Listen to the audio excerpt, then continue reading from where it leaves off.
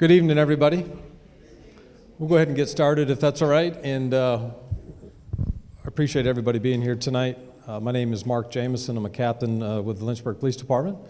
I've been there 20 years and one of the project managers for our body-worn camera program. Before we get started, I'd just like to say thank you for the city leadership, people from the city here, and also council members that are here tonight. Thank you for being here. I'd like to introduce Captain Ryan Zudema. He'll be going through the presentation tonight. He's also one of the project managers for this program. Next to him is our body-worn camera project coordinator for the Lynchburg Police Department, Rob Bordeaux. And sitting down here is Josh Sudbeck. He is the representative for Taser International, the company we chose for our Taser body cameras that we'll be using. We'll show you that tonight. Tonight, basically what we want to do, part of what we are opening ourselves and getting involved in the community a little bit more is being more transparent in what we're doing. We applied for a grant last year around this time from the Department of Justice and the Bureau of Justice Assistance. We were awarded that grant that helps us start a body-worn camera program. It's a 2-year grant.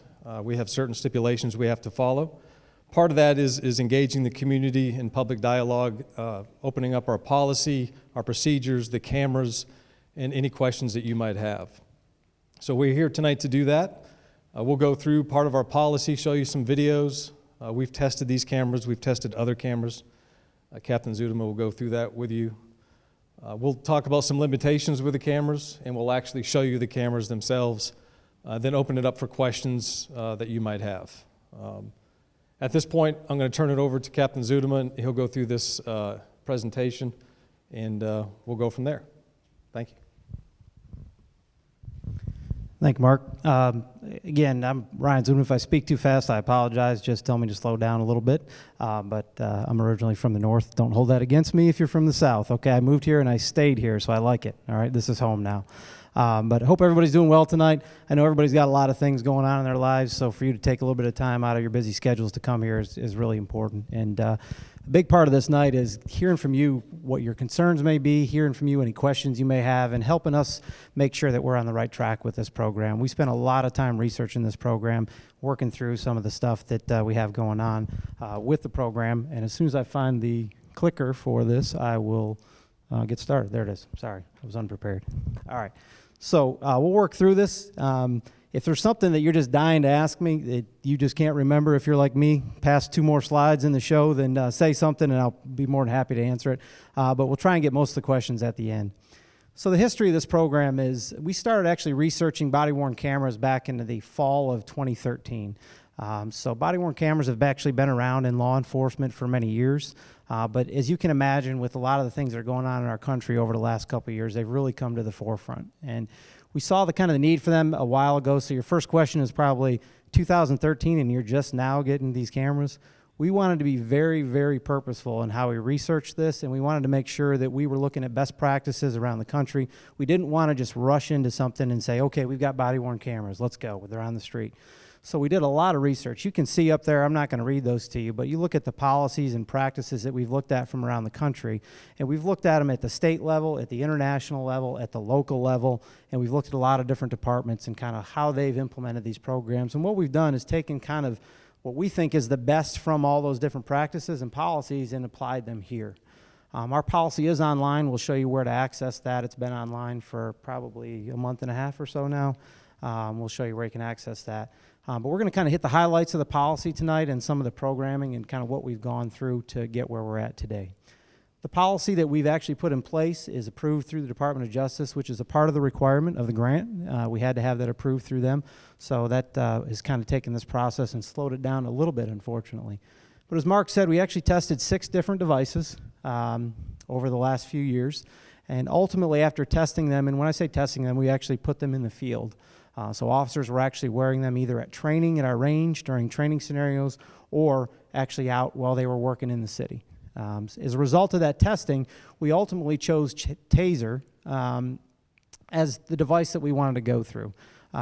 They offer, in our opinion, the best product for what our needs currently are as a police department. As a result of that, we also, one of the biggest things when you look at body cameras, I'll be brutally honest with you, and I won't let Josh get too mad at me, the TASER rep, but when you look at the cameras, there's really not that much difference from vendor to vendor to vendor in the cameras. The cameras are very close. Some do little things better than others, some not. But one of the biggest challenges when you get in a body-worn camera program is the storage of all the videos. We are storing terabytes upon terabytes, or will be storing terabytes upon terabytes of data. Now, if you aren't familiar with what a terabyte is, I'm going to talk to you like I understand it, but I know just enough about to know it's a real lot of video, okay? Okay? It's a lot. It's more than you could store on a whole bunch of personal computers lined up on the wall. So because of that, that was one of the things that we looked at when we were testing out these devices, is looked at storage solutions. You can certainly buy server after server after server at roughly $8,000 to $10,000 a piece and store it right at the police department. But what a lot of agencies are going to, and what we decided to go to, is a cloud-based storage solution, which is also offered through TASER. So it's kind of a turnkey solution. They offer the devices, and they also offer the storage solution. It's very secure. It's been tested, and it's not any issues for security. So we were confident in their ability to provide that. So as we start to talk about how we will use these cameras, okay, they're basically going to be used to assist us with a lot of different things that you see listed on the screen up there. Everything from documenting events, actions, conditions, statements.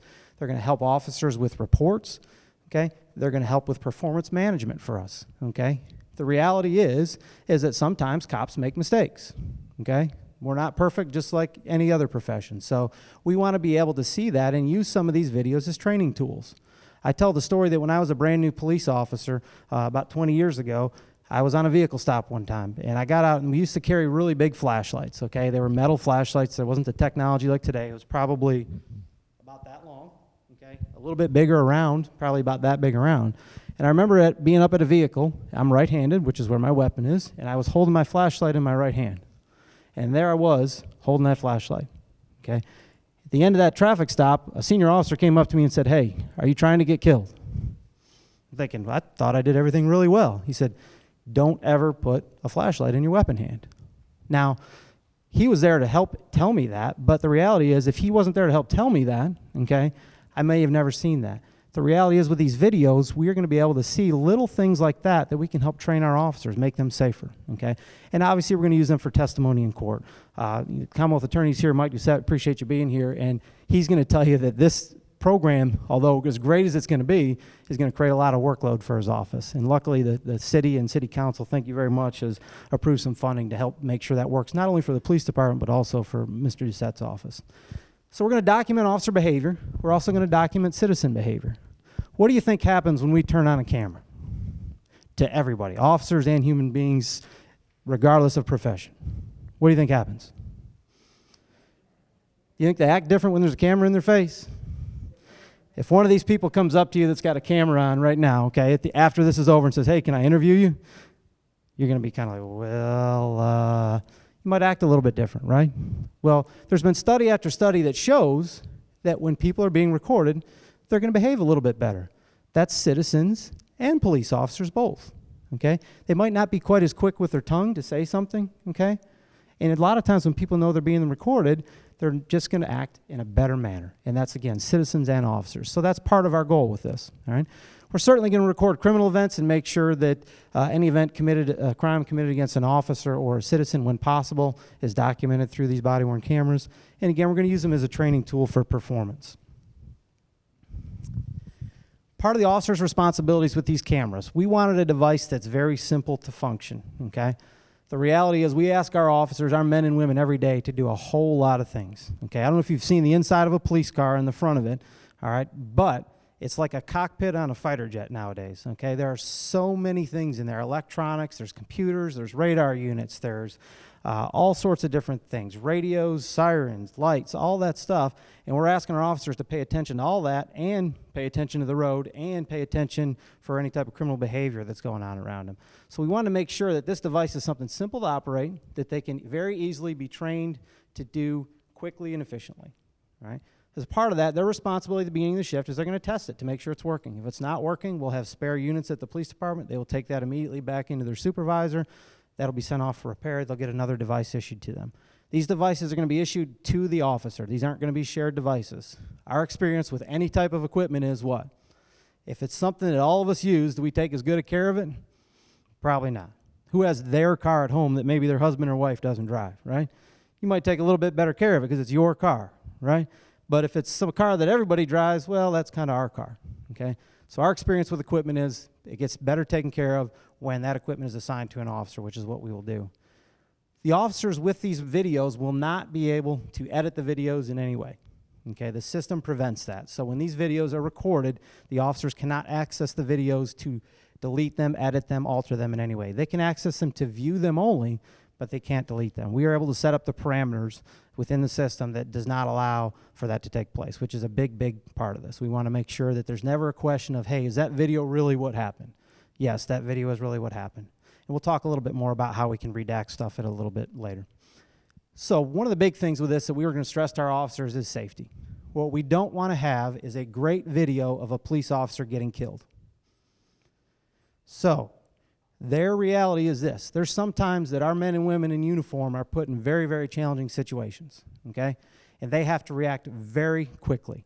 What we don't want them doing is worrying about, oh no, that guy has a gun or that woman has a gun. I better make sure I turn on my body camera before I get out of my car and deal with that. Absolutely not. We want them to be safe first, and then when the situation is kind of calms down, if they can turn the camera on afterwards, great. But the majority of the time, our officers are turning the camera on when they interact with folks, and we'll talk about that in just a minute as well. So when it's reasonable, practical, and safe to do so, they are going to record things, and they are going to actually notify the citizens that they're being recorded. Now, why do you think we're doing that? Go ahead. Part of it's privacy. Now, Virginia is a one-party consent state, which says that as long as one of the two people that are doing the recording knows it's being recorded, then the other person doesn't have to by law. However, just because something's lawful doesn't mean it's not awful, right? Okay? So what we want to do, we want to be as transparent as we can be with these devices. So when reasonable, safe, and practical to do so, we are going to tell the citizens. Our officers are going to say, sir or ma'am, just so you know, this device is recording you through audio and visual, okay? We're going to let them know that when we can do that, all right? They're going to activate those cameras as long as it's safe to do so, all right? And we'll talk about when. So these are types of situations that the officers will commonly activate these cameras in, okay? Prior to any officer-initiated contact involving an actual or potential violation of the law, and that could be anything from a traffic stop to a subject stop to a call for service that they're dispatched to, okay? During requests for consent searches. So if I'm a police officer, I'm asking you, sir or ma'am, I'm on the side of the road, can I search your vehicle? Before I do that, we want our officers to record that. Why do we want that? Accountability? Absolutely. Why else?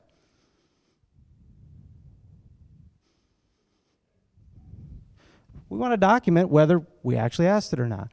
If we don't document that by video, it's our word versus their word, right? The video is going to clearly show that, hey, Officer Smith or Officer Jones clearly asked Mr. Johnson if he could search his vehicle, okay, or her vehicle. So we're also going to activate them before we search individuals, vehicles, buildings, or other places. Okay? We're certainly going to activate those when we search and transport arrestees. Okay? We have in-car cameras right now that are separate from these systems. One day, hopefully in the future, they will all work together. That's kind of the next step after this, but we need to get this program up and running first. But we want to make sure that anytime we transport a prisoner, that that's being recorded. Why would we want to do that? Who's heard of what happened in Baltimore? Right? Okay, I'm sure everybody in here has got at least a somewhat understanding that in Baltimore there was a gentleman who was arrested by the police who died in their custody, okay, while being transported. Right? So we want to record that when they're being transported. That's to protect not just the officer, but that's also to protect the arrestee. Because the reality is, whether they committed a crime or not, they still have rights, okay? And we need to make sure that we are doing everything we can to support those and back them. So there's times, of course, where we're not going to record things, okay? There's several different situations that we're going to tell our officers not to record their interactions or what may be going on. You can see on the screen there, first and foremost, they can only be used for legitimate law enforcement purposes, okay? These devices are going to stay at the police department, so we don't have to worry about people taking them home and, recording their kid's birthday party or anything like that, right? But we also need to make sure that they're only being activated when we're taking some type of law enforcement action or investigating something of a criminal nature. They're not going to be used to document activities such as those occurring in hospitals or medical facilities, unless, okay, there's some type of law enforcement purpose there. So the best example I can give you that is, a lot of times our officers are in the hospital for a lot of different reasons. Could be a motor vehicle accident that they're going to check on the victim of. Could be someone who's a victim of a crime that's there getting medical treatment. We're not going to just wander through the halls of the hospital with our body cameras turned on, right? Why not? Because if I'm a patient in there, I don't necessarily want the officer walking by and recording me, okay? Just like you don't. But if the officer is over there dealing with something and someone becomes combative, okay, and starts to fight the officer or fight the medical staff, absolutely we want to record that, okay? We want to have documentation to show what took place, right? So there's never quite a black and white, but there are some certain areas where we don't want to record. So as we developed our policy, this policy has been discussed with all the people you see up there. It's been discussed with the city manager, who is now since retired, Mr. Payne, the deputy city manager, who is now the city manager, Ms. Severchek, as well as the city attorney, city IT director, Mr. Doucette, the Community Policing Action Group, which is a group of diverse people from different walks of life and different professions around the city, Intercity Pastors Group, and Neighborhood Watch Groups. Additionally, the policy is going to be shared specifically with a lot of those groups, some that already has been shared with, and obviously at the bottom there, one of the most important people that we're sharing it with are you, okay? The reality is, okay, we are the police in the city only because you allow us to be the police, okay? We have to have trust in our community, and we have to have a level of transparency there, okay? The badge we tell our officers when we swear them in, it's a symbol of the public's trust, okay? So it's important we get your input and your feedback. All right, which is why we're here tonight. So there's certainly privacy considerations, I think was brought up over here when we first started talking about it. There are going to be situations where individuals have a reasonable expectation of privacy, such as their residents, okay? They can decline to be recorded unless, okay, the officer is, that recording is being made rather pursuant to some type of an investigation. So the best example I can give to you is you're a citizen and you think there's drug activity in your neighborhood or on your street. And you call the police, and the police show up. And we walk up to your front door, and the officer, because it's a call for service, hits the record button. And you say, hey, I'm Mr. Jones or Mrs. Smith, and I want to tell you about some drug activity going on in here. Hopefully the officer has followed policy and said, sir, ma'am, you're being recorded. And you say, whoa, I'm going to give you some drug information about stuff going on in my street. I don't really want that recorded. Again, unless the officer is investigating you for something, okay, then 99% of the time, the officer is going to say, okay, and they're going to turn the recording off. We get that. We understand that, okay? I wouldn't feel terribly comfortable probably having that recorded if I was reporting some information, okay? So recordings are also going to be subject to release under FOIA. FOIA is the Freedom of Information Act under Virginia, okay? So people can certainly request to see these videos. Now, there's a lot of different exemptions that are allowed under FOIA, okay? But again, we want to be transparent. As long as there's not a legitimate reason not to share that video, we want to share that video. Because guess what that video is going to show 99% of the time? That's going to show our men and women doing the great work that they do every day in this city. Okay? Again, will it maybe occasionally catch an officer messing up or doing something they shouldn't do? Possibly, yes. Okay? Again, we're not perfect. But 99% of the time, it's going to show the great work that we do as police officers in this city. Okay? So, with that being said, there's also times when we have to withhold that information. If we get a video that has evidence on it that Mr. Doucette's going to use in a prosecution, we can't just release that to the media so that it can be shown. Why can't we release that? Yell it out really loud. I got like gold stickers and stars up here and everything I'll give you. Right. It's an active investigation. At some point, Mr. Doucette might have to put some of you in here on a jury, right? If you've already seen the video of what took place, guess what you can't do now? Sit on a jury, right? Okay? It's a little bit hard. So there's times where we won't release certain information. Certainly if we capture images of juveniles, we're not going to be releasing information like that. Okay? They have obviously a greater expectation of privacy.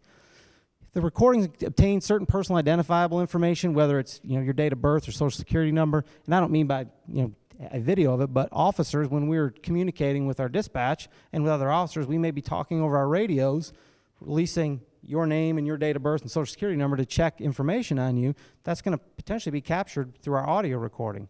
We can redact that information out. Now, I know what you're saying. Hold on. You just told me a few minutes ago you can't alter or edit these things, right? I know you're all a smart crowd. I saw the looks, all right? So here's the joy of the system with evidence.com. So evidence.com, again, that's our storage system that's cloud-based, okay?